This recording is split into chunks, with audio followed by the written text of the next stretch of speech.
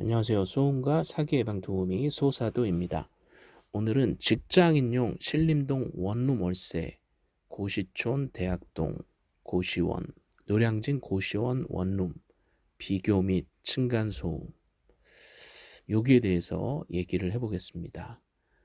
제가 지금은 나이가 꽤 많지만 정말 주머니가 가벼운 시절 보증금이 없이 원룸을 구할 수 있는 서울 지역을 알아보다 보니까 어 신림동, 그중에서도 지금은 대학동이죠. 소위 고시촌으로 알려진 지역, 이쪽에 보증금 없이 구할 수 있는 원룸들이 상당히 많습니다.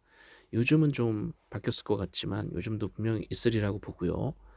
뭐 고시원이 있다는 건 당연히 아실 거고요. 노량진에도 고시원 유명하죠. 공무원 준비하시고, 그리고 원룸이 있습니다. 뭐 고시 원룸이라고도 하고요. 이 지역에서도 제가 살아본 경험이 있습니다. 일단 노량진과 신림동을 살아본 느낌에서 말씀드리면, 노량진이 아무래도 교통이 신림동 고시촌보다는 훨씬 좋습니다. 신림동 고시촌은 어 서울대 입구역이나 신림역에서 내려서 마을버스나 일반 버스를 타고 다시 환승을 해서 들어가야 되기 때문에 교통이 좋다고 하기는 힘들죠.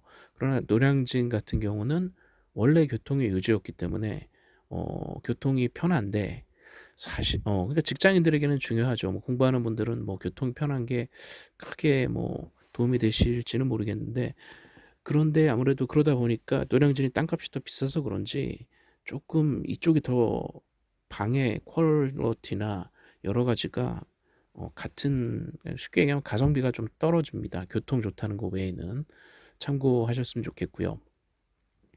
사실 결론을 먼저 말씀드릴게요. 저도 성격이 급한 편이라서, 여러분이 보증금 한 500 정도만 구할 수 있다면 사실 서울 지역에서 이 신림동이나 노량진, 특히 신림동 고시촌, 여기에 살 이유가 없어요. 예, 한번 잠깐 살아보는 경험은 뭐 그럴 수 있겠죠. 지방에서 특히 올라오셨거나 서울에서 정말 나는 보증금 500을 죽어도 못 구할 수가 없다, 이런 분들이라면 잠시 살아보는 거는 괜찮지만, 제가 말씀드리고 싶은 거는 보증금 500 정도만 있으면 여기보다 더 좋고 큰 방이 서울 지역의 여러 군데에서 구할 수 있다는 거예요. 비슷한 월세로. 예. 제가 돌아보니까 그렇더라고요. 예, 그 당시에는 보증금도 없이, 보증 또는 굉장히 보증금 저보증금에 이렇게 그 방을 구할 수 있다는데 감격해서 거기 살았던 것 같은데, 전반적으로 방들이 다 작습니다. 크기가. 예외적으로 큰 곳이 있지만 되게 작습니다. 그리고 우리 층간소음을 예방하는 채널이기 때문에 작은 방이 많이 붙어 있으면요, 층간소음이, 예, 또는 이웃소음이, 벽간소음이 없기가 힘들고요.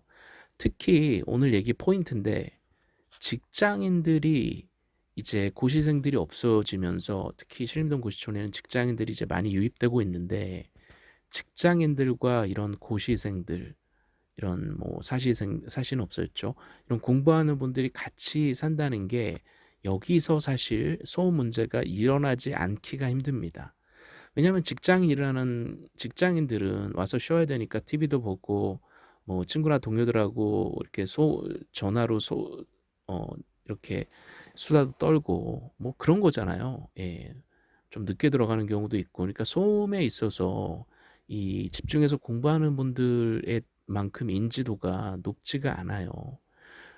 그래서 사실, 그러나 인제 임대인 입장에서는 전체 월세 들어오는 거 많이 들어오면 좋은 거잖아요. 그러니까 누가 소음 때문에 고생하고 이런 거를, 이 고시생들만큼 예민한 집주인이 많지가 않아요, 제 경험상. 예.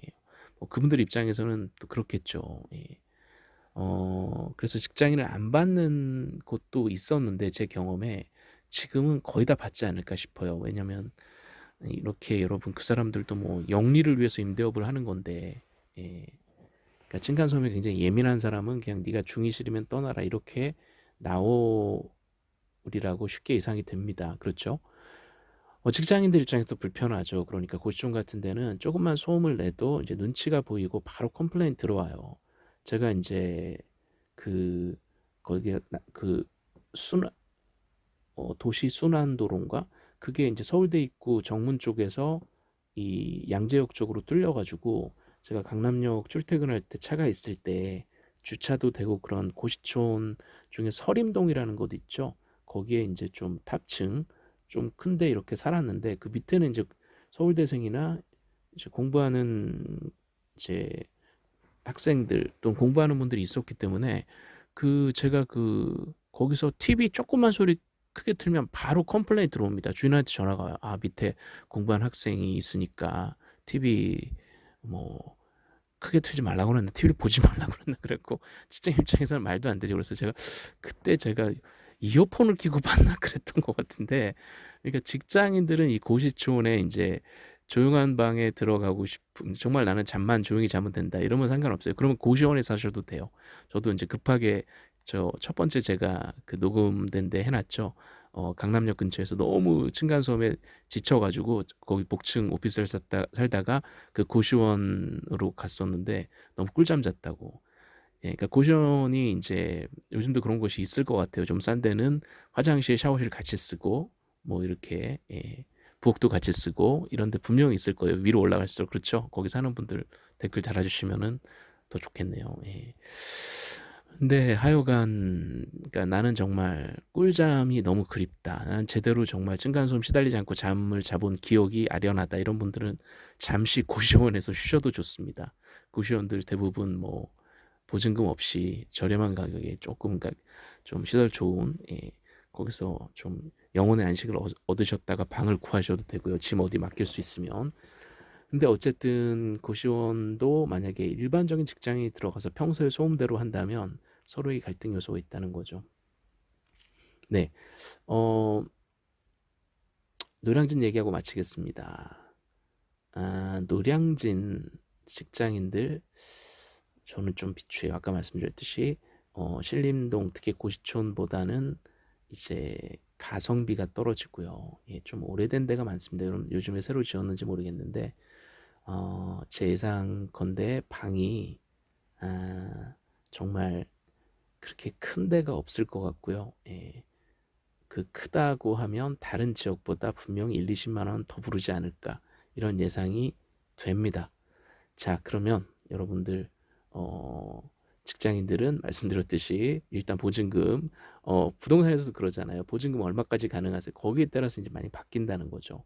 그래서 뭐 대출 받으실 수 있으면 보증금, 뭐 전세자금 대출 이런 것도 뭐 나쁘지 않죠. 근데 강남 지역은 신림동, 신림동도 가능할 것 같긴 하네요. 어쨌든 월세 오늘 제목이니까 월세로 할 때 그런 점들이 있다는 거 어, 참고를 하셔서 구하시면 되겠습니다. 물론 나는 층간소음과 무관하다 이런 분들은 뭐 이걸 들을 필요도 없습니다.